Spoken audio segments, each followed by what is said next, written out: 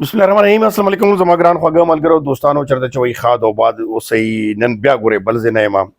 مصروفیاتو له وجې خو تاسو سره به حاضري لازمي کومه ایران امریکا اخرکار معاهدې بس اخري غدا او پاکستان کې ډېرې خوشالۍ منځلې کیږي نن په پارلیمان کې ټول مبارکباد وزیر اعظم سپیکر خو بل خوا اپوزیشن یعنی محمود خان چغزی ور باندې غږ دی چې تاسو د دنیا هغه چې کم نه روا کېده د ایران امریکې هغه خو تاسو بالکل منو خو په خپل وطن کې خیبر پختونخوا بلوچستان او بیا ګاونډي هیواد افغانستان سره ولې مې تر اوسه پورې دغه په کار د شورولي قایمه وای او ولې مې خرابه کا او دغه څه وجوهات دي او دغه امن نشرت له دا ډیر غټ سوال دی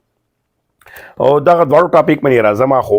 بل طرف ته خیبر پختونخوا کې فارورډ بلاک جوړ شوی دی بجټ چې کم دی نن هم نشو هغه ډیر زیات خپل مینس کې چې کم دی کلیشز دي یعنی طریق انصاف د سویل افریدي د پاره ډیر غټ هغه جوړ شوی دی تاسو چې هغه به سکیږي په دې حواله سره به زړم به راشم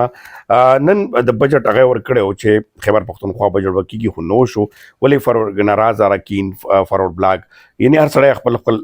بجټ کې حصہ غواړي اوس ټولو ته حصہ ورکوي نیمه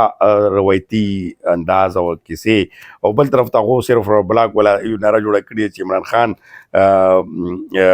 لپاره موږ ټول بجټ قربان دی او دا کیسې دي خو بهرحال خیبر پختونخوا کې بدامنۍ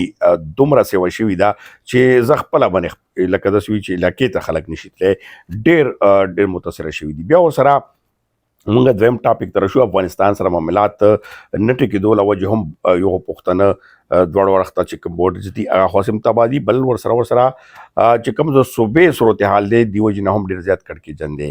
او دغه وجې نه افغانستان سره تعلق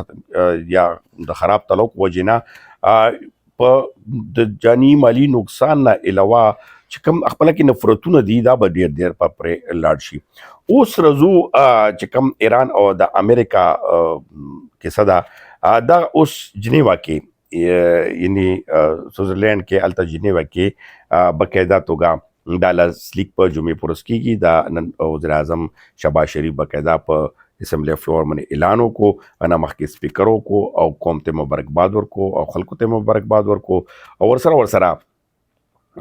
د ایران او د امریکا 40 کاله نه دغه شخړه واحد پاکستان او دا حقیقت ته چې پاکستان سره قطر سعودي عرب ترک اور سره چین د دوه مرستې هم حاصلې وې تعاون هم حاصلو د هغوی شکریه هم ادا کا خو په دغه په لړ کې اوس سوال اپوزیشن ورمنې دا و چې دا معاهده لاسلیک په کار ده چې پاکستان کې شوی وی خو بهرحال دی هلته کې خو نو په دې باندې هم څه داسې خبره نه ده بدلېدی شي حالاتو وجې نه خو دغه کې ټول کریډټ چې کم دی هغه پاکستان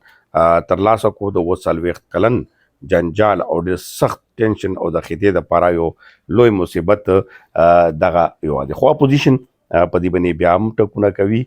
یو طرف ته اپریشیټ کوي بل طرف ته اپوزیشن لکه محمود خان چغزی هم خپله چې کوم متنازع بیان ورکړی هغه نه پس لکشان په نظر کې راغلی دی او ډېر ټکونه ورباندې کېږي خو اپوزیشن دې وخت کې چې کوم سوال وچتوي هغه همدغه وچتوي چې تاسو دومره